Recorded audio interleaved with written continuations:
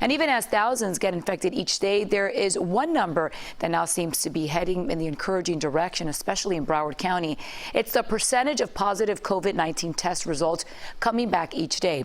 In Broward, it's 8.4%. That's down from about 13 a few days ago. And in Miami-Dade County, the positivity rate is 12.8%. That's down from about 16 last week. So what does it mean for potentially reopening schools and more businesses?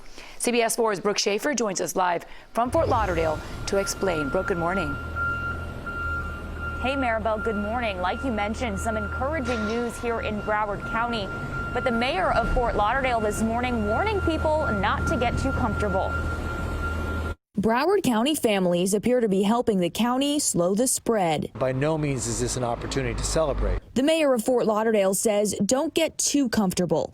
When his city's amount of cases is compared to others in Florida, it comes in at number 6. You have to understand that the disease is still here. State health numbers show positivity rates in the county dropped below 10% on Sunday, Tuesday, and Wednesday of this week. The CDC recommends being below 10% for 2 weeks straight to consider easing restrictions. Even if we see really low infection rates, it doesn't mean the masks come off. It doesn't mean that we don't continue social distancing. That's because there's still no vaccine.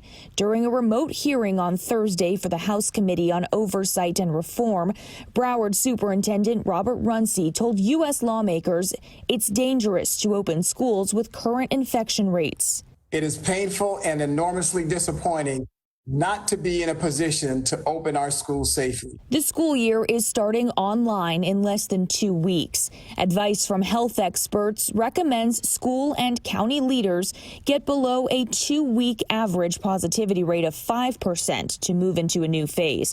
But that means the virus will still be around. So the school district is planning contact tracing once classrooms reopen. You just have one case in a school, it's going to create a climate of fear that makes it difficult to have a reasonable learning environment. The Broward school superintendent asked Congress to pass a bill to give schools money to increase safety measures and help with dollars already lost because of the pandemic. And of course, doctors and nurses are still fighting to save lives. Countywide, the latest numbers show just more than 1,000 patients battling COVID-19 in the hospital. More than half are in the ICU. Currently, only 58 adult ICU beds are open. This mayor says he's hopeful for a change over the next several weeks. I know there's a light at the end of the tunnel, and I do believe that we're going to get there.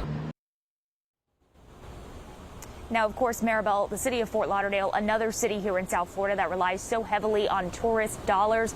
But the mayor said he does not expect parties and gatherings or even meetings to pick back up again until there is a vaccine, rather.